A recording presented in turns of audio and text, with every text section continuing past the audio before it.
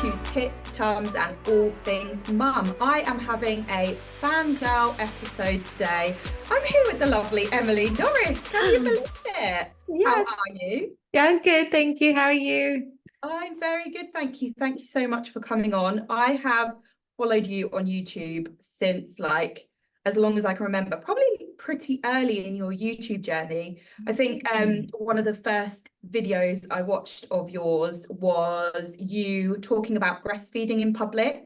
And Yeah. I was breastfeeding at the time, and you actually gave me the confidence to just go out and do it in the middle of a coffee shop rather than going and hiding in a toilet or a feeding room. So thank you for that. Oh, no, that's amazing. I remember making that video so well. I made a lot of breastfeeding content because I just loved it. And like, I don't know, I felt like it was still, I don't know if it was the time, but I just still felt like there was such a stigma around it and people Yeah, giving you like funny looks. And yeah, so I was really keen to do like breastfeeding. It's just crazy. We're just feeding our babies, isn't it? I But know. yeah, but I yeah, know. Could thank you imagine if you. we got that amount of hate for just sitting eating our lunch? It would be I know exactly. So, yeah. Anyway, could you start by telling us a little bit about yourself and sort of your journey to where you are now? Yes. So I'm a mum of three boys. They're actually getting so big now. But when my eldest was three and I had a 6 month old at home, I was on my second maternity leave and I just was a bit lonely, to be honest, and a bit like, what do I do? And looking for like a creative outlet, I started making videos and putting them up on YouTube. And then I just sort of grew this mum community, and then I had a third son. So I kind of like documented all of like, pregnancy, birth, the early days, and just like shared my journey and tips and everything online. So yeah, now the boys are getting bigger, and yeah, I just feel like I'm in like a different stage of motherhood now, but it's been amazing, and it's been amazing to kind of share it all on social media and grow this community of like friends that I can go, what do you guys think, and then they respond. So yeah, and I should say, because I've got a funny accent, I'm originally from Canada, so there's like a little bit of a twang in there as well. When did you move over to the UK? Well, I actually moved when I was 14. Uh, So that's why I sort of like lost the accent. I did GCSEs, A levels here, yeah. uni and everything. And then all of my family, they went back. But Uh, I'd like met my husband here, and yeah, I was like, I'm gonna stay. So I've just stayed ever since. This podcast is proudly sponsored by Cover My Bubble. Emma and Chris lost their baby girl Lily Beth at 1 month old and faced financial struggles on top of their grief due to not having life insurance. Now they help others by offering insurance for parents, children and bumps, covering critical illness to income protection. Visit covermybubble.co.uk to cover your bubble.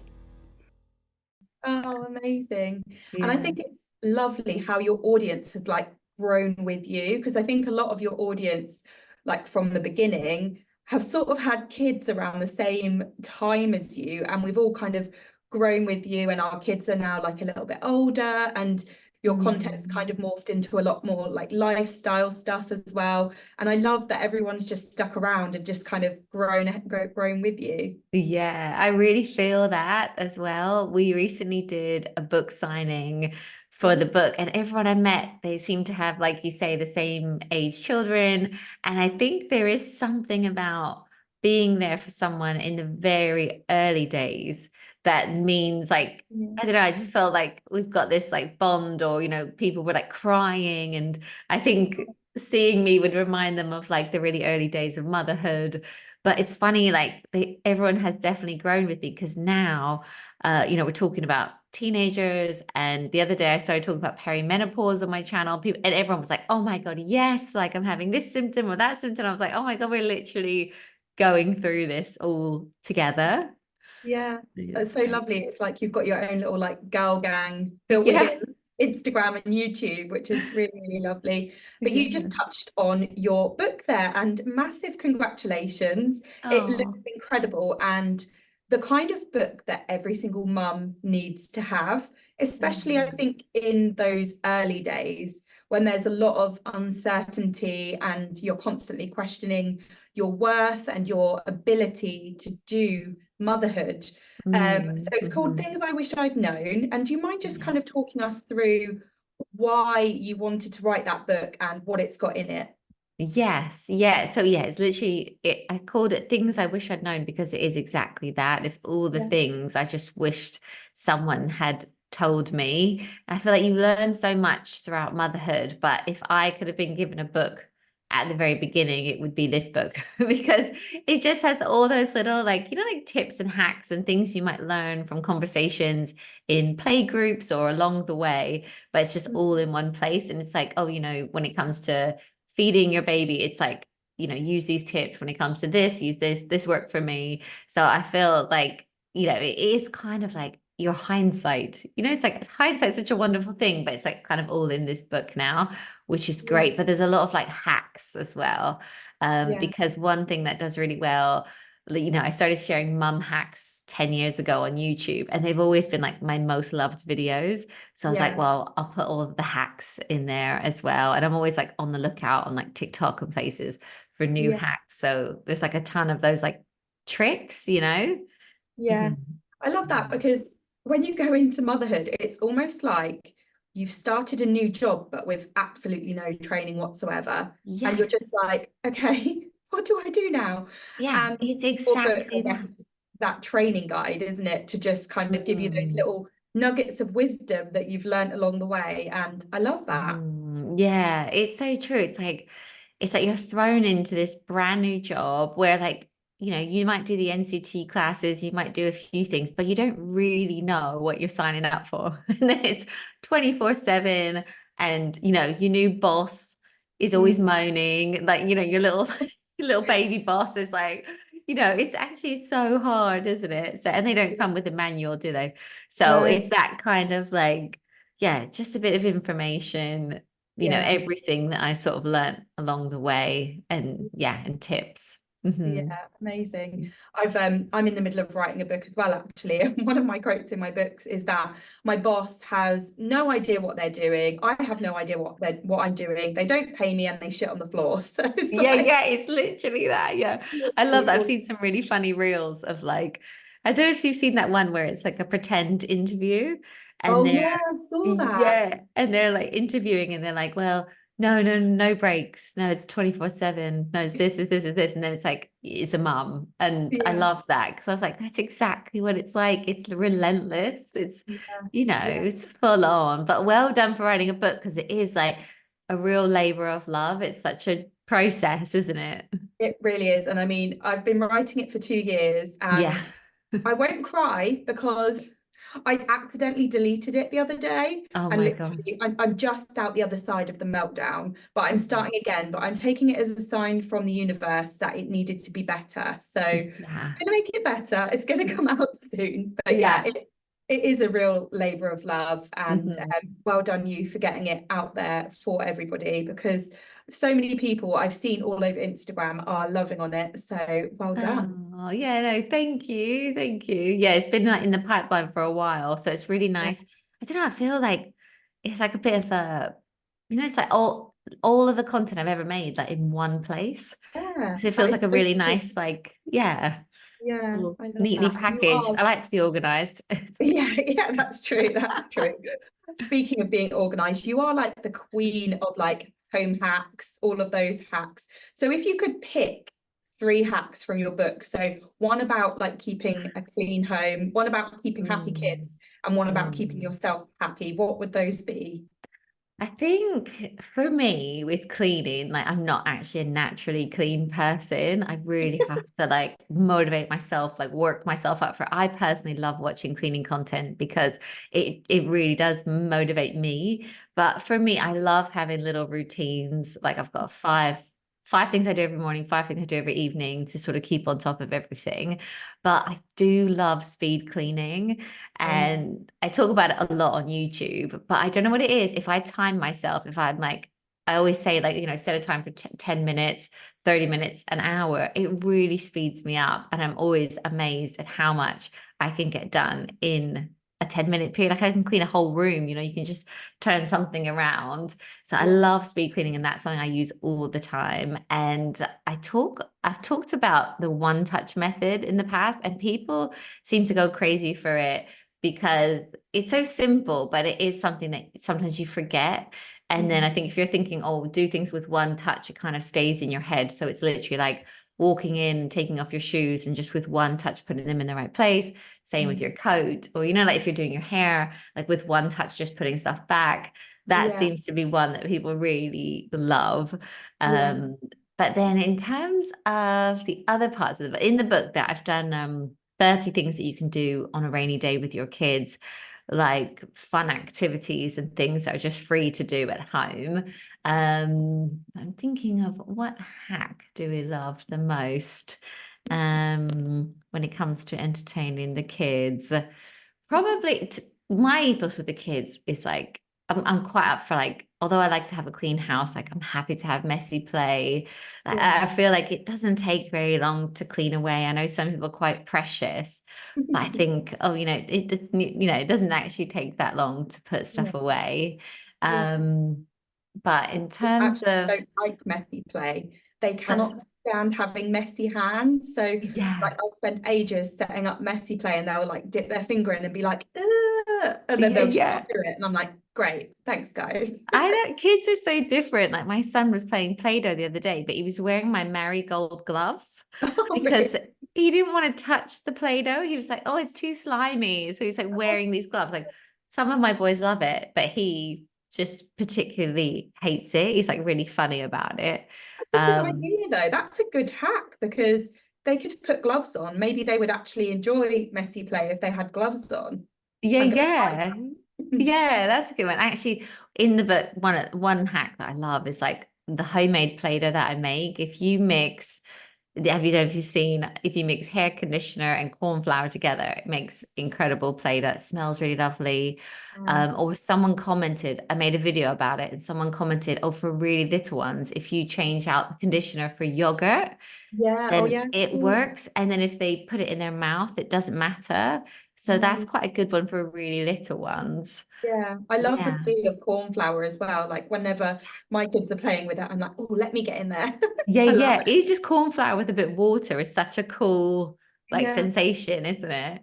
Yeah, it is. But I'm totally with you on the speed cleaning. Every day, once I've dropped the kids off to school or one child off to preschool, I'll come back and I'll do a half an hour speed clean. And my daughter's off school today with chicken pox, Oh and we got no. back from dropping my son at school, and she was like, oh, is it speed clean time? I was like, yes, it is. Yeah, And I she love it. joined in with me. So it was really nice, because I feel like that pressure of time just makes you go so much faster. Yeah, it really does. It really speeds me up. Or I always try to think of fun things. Like I try to empty my dishwasher in the time that the toast is down.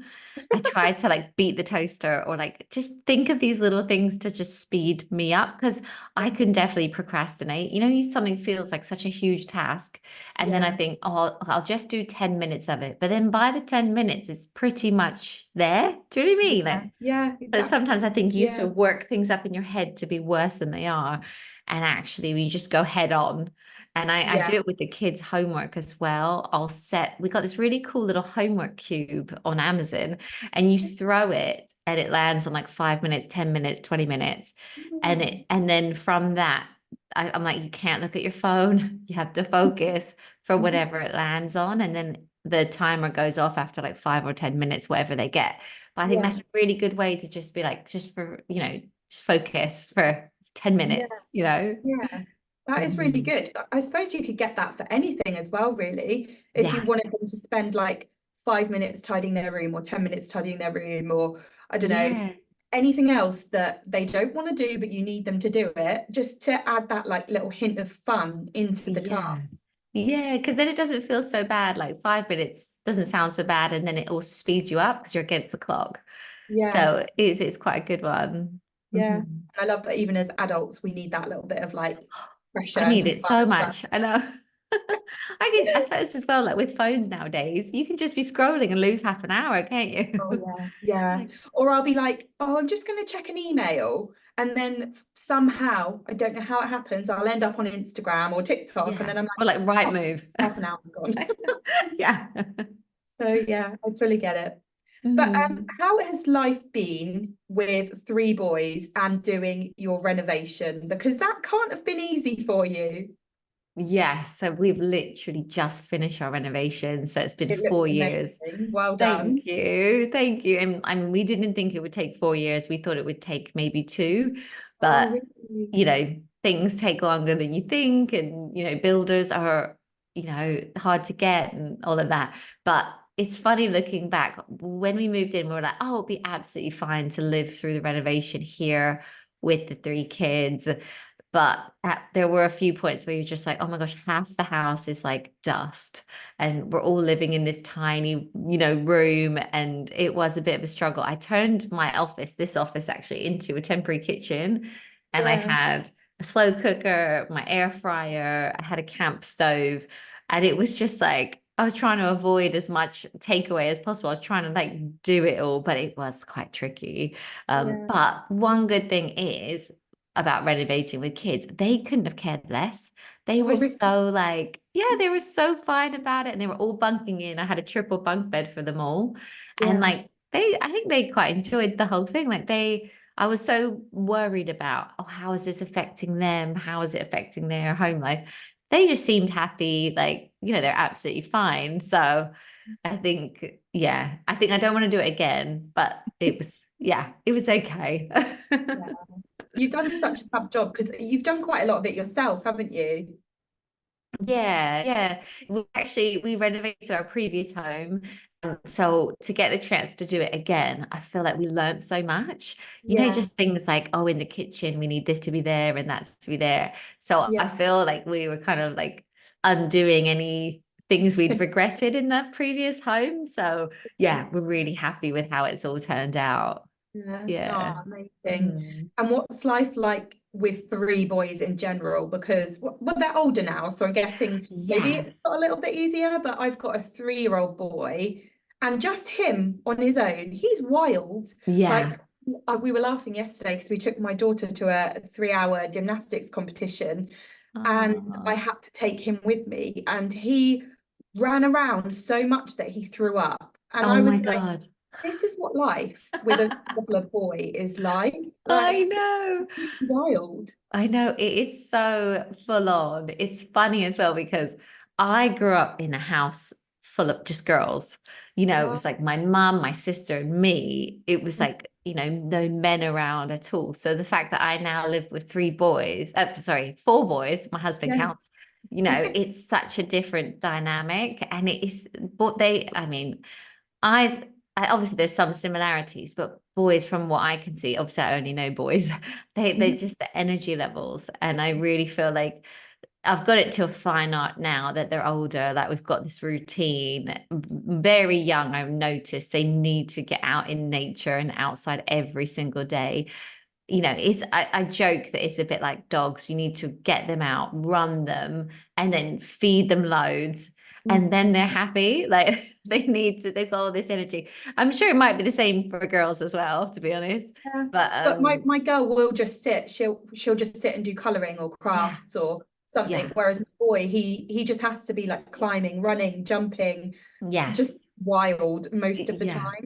Yeah, I've got nieces and they'll come around, they'll sit and color, and I think, oh my gosh, like this looks so nice. But it's funny because so many mums say to me, oh, you're so lucky you have boys because they're so much easier.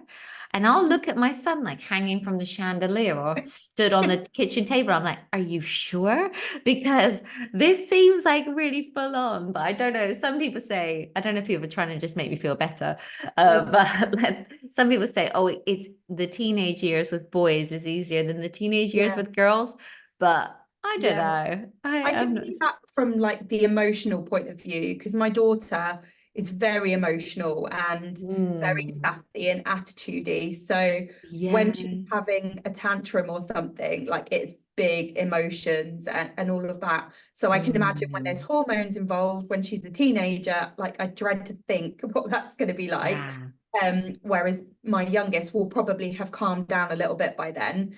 But also, I Mm, think boys just kind of get on with it, don't they? They just look after themselves, and they may Yeah. break a few bones in the hanging from the chandeliers and things, but that's kind Yeah. of the most you've got to worry about. Yeah, yeah. So maybe that's what everyone sort of means. And I think you know what you were like as a teenage girl. Yeah, You know like how friendship groups and things, can really take over. Whereas my eldest, he's 13 now. He won't mind me saying this, but he's like, because obviously they've got phones now, so different from like when I was young, we didn't really have WhatsApp groups and things like that. But if he's in a group and someone says something he doesn't like, he just leaves. I He love that. doesn't worry about, I'd be so worried, oh, how's that going to look? What are people going to think? I'd really overthink it. He's just like, I don't like it. Just leave. Yeah, I'm yeah, like, wow, I love that about you. I love that you're like unapologetically like, no, like, yeah. not for me.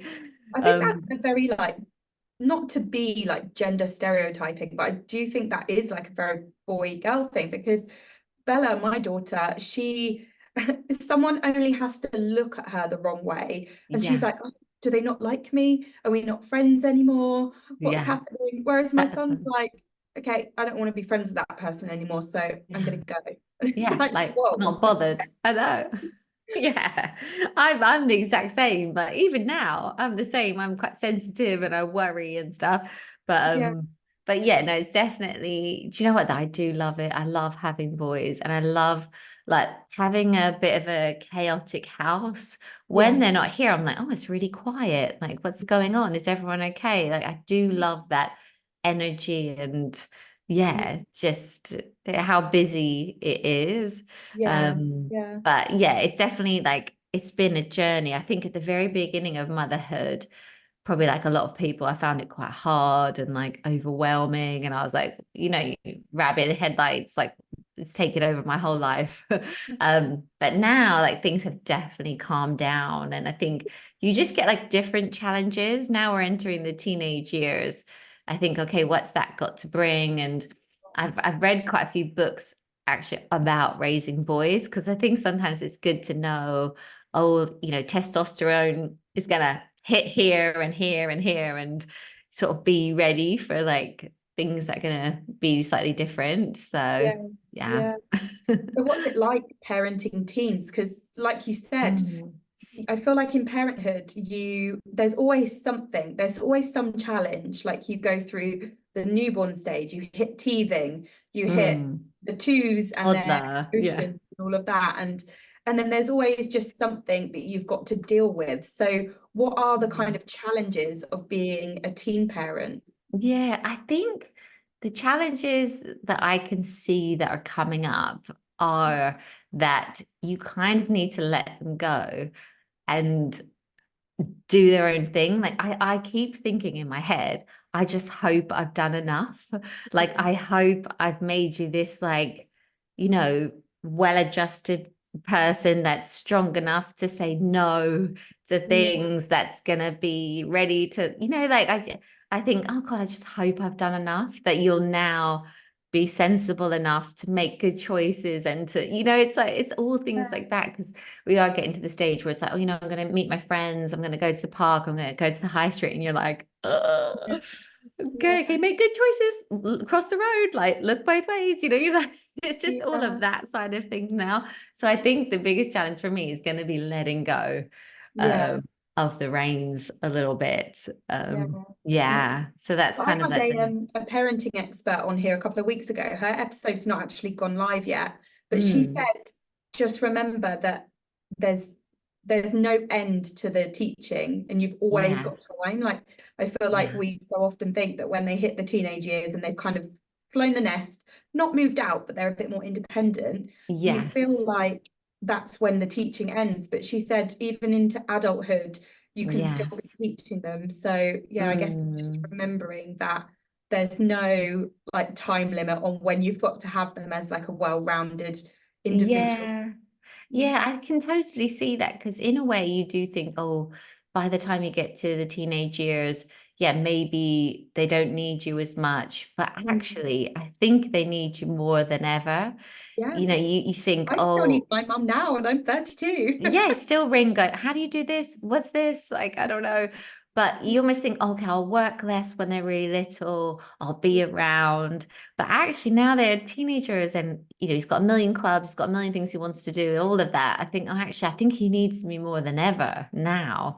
Yeah, And yeah, and I guess I just keep thinking, oh, like he's turning 14 this year. And then I'm yeah, like, okay, so he might have 4 years, then he's going off to uni. I was like, okay, I need to teach him how to cook more. I need to teach him how to do laundry, like yeah, I'm trying to teach him all those life skills yeah. that he's going to need. Oh, But yeah. yeah, but we still got time. But it is just like, luckily, I've still got my 10-year-old and 7-year-old. And I think, oh, thank God I've got my little ones, or I think I'll just be so emotional Oh, about it all like ending. 13, 14 is such a pivotal age as well because it's where you get into like relationships and things like that. And it's Yes, just all yeah, those new life experiences that you don't have before. So how are yeah. you feeling about preparing for that kind of transition? Yeah, I think that, like you said, when I was 14, I moved to England and I just really remember being that age myself. Yeah, And we're talking about GCSE choices and things, and you're like, oh my God, I remember doing that myself. Like it feels really like, wow. yeah, You're really grown up. But yeah, but do you know what? I do.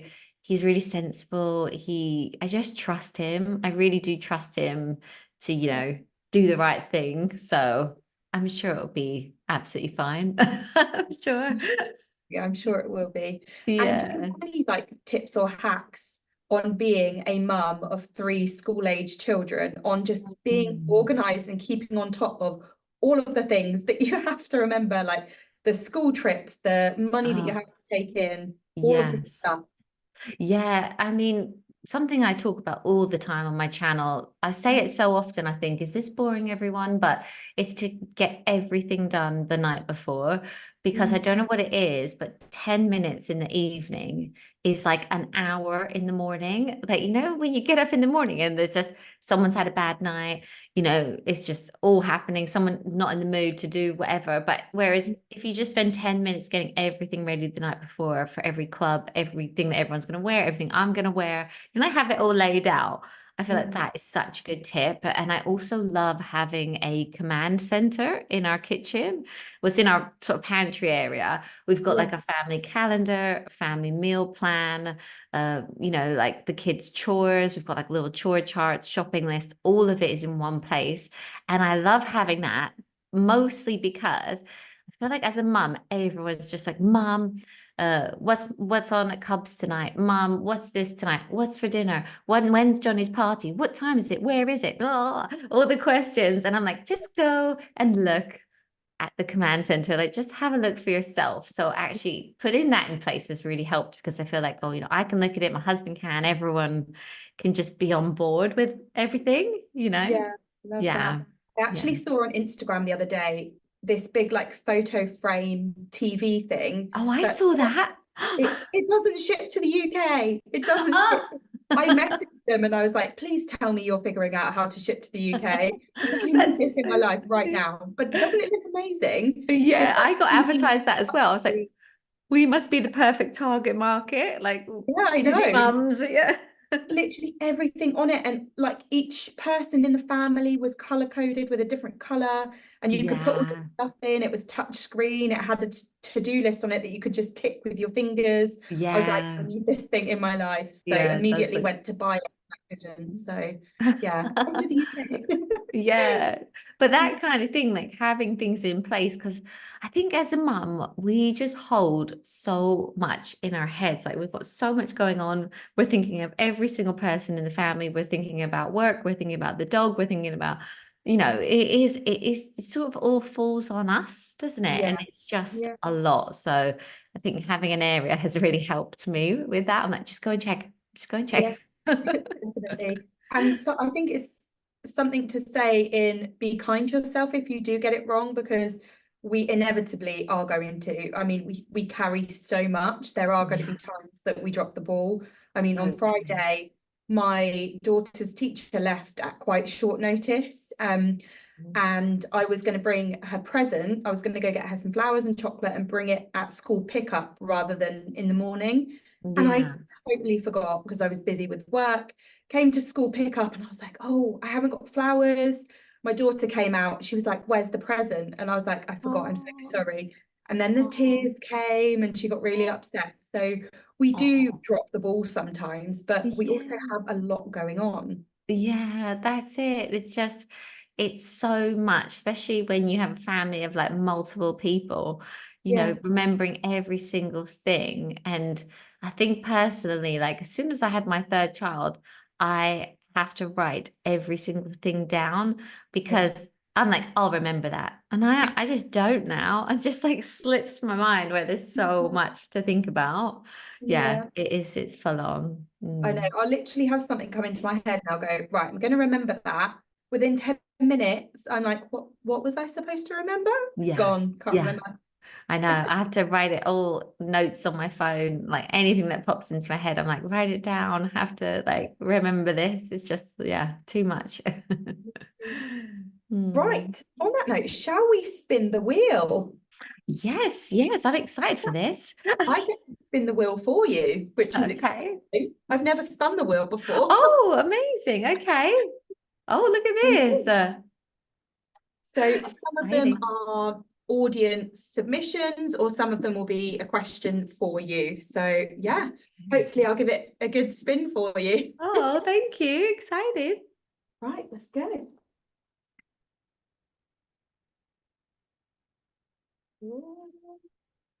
Here we go. So would you rather never do housework again or have children that sleep 12 hours a night? Oh, I think, I think this is a good one for you. yeah, that's really hard. Like, I think in the early days, I was just deliriously tired, like breaking point tired. Yeah. And in the end, my eldest, he didn't sleep very well. And I think that was a combination of like him not being a good sleeper, but also me not knowing what I was doing. Like just putting him down, like he'd fall asleep on the breast, I'd just put him down, Yeah. So I think about 9 months old, I ended up sleep training him and Yeah. having to do the whole thing. But it was like, I was just on my knees, tired. So I think I would choose the sleep. I Yeah. think I would. I mean, 12 hours a night, that is a lot, but I think I would just choose the sleep because, in a Yeah. way, sometimes if I'm doing my chores around the house and I've got a podcast in, it Yeah. feels a little bit like me time. Like I quite enjoy seeing Yeah. something look terrible and then the transformation. Like I really enjoy that process. Yeah. So I'll take the sleep, I think. I'll place an order for the sleep. Thank you Yeah, very take much. sleep. Thank you. Yeah, I would do exactly the same because I quite enjoy housework. And if I've had a particularly stressful Mm. time, housework is almost a bit therapeutic for me. So Yeah, I'll take the sleep same. any day. And I Yeah. think a lot of people would agree with that because motherhood, it's a sleep stealer, isn't it? Yeah. And I think although people say to you before you have a baby, oh, you're going to be so tired, you're going to, get the sleep in now, all of that, you just don't, I don't think anyone can prepare you for that level of tiredness. No, Like no. nothing compares Yeah, but to even that. now that mine are a little bit older, like by the time I get them down at about 8 p.m. and then Yeah. I've done my house reset for the evening, so like the dishwasher Mm, and all of that stuff, and then mm, I've sat down and done a bit of work, had a mm. shower, blow dried my hair, watched a bit of Bridgerton, like it's Yeah. midnight before you Yeah. know it. It And is. then you're up in 6 hours with the kids. So even when you're past those early stages of, newborn waking every 3 hours, you still end up sacrificing sleep. Yeah, I'm the same. Like, I will stay up sometimes just to have that time on my own, like with my husband. Yeah, yeah. Yeah, I think they just call it like sleep revenge or sleep procrastination or something yeah. because we're just so desperate for that like time that we stay up Mm. really late and then instantly regret it the next day. Yeah, that's definitely something I do. Yeah, amazing. Well, could you tell Hmm. everybody, firstly, where we can find you online and then also where we can get your book as well? Yes, so yeah, the book is available everywhere, I think now. But Amazon, like I mean, because at one point it wasn't in the US and Canada, but now it's like worldwide. Yeah. And yeah, it's available on Amazon or Waterstones. And yeah, on YouTube, it's just Emily Norris and Instagram as well, Mrs. Emily Norris. And we've done a whole page about our renovation as well, so people can check that out. And I'm on TikTok now, doing the whole TikTok thing. So yeah, everywhere. Yeah. Amazing. Well, thank you so much for coming on. It's been really lovely chatting to you and having my fangirl moment as well, because I've followed you for so long. Oh, thank you so much for having me. Thank you. Patty. And thank you to everyone for watching, for listening at home. Please subscribe, download, give us a comment and a like if you like as well. And we'll see you next week's episode.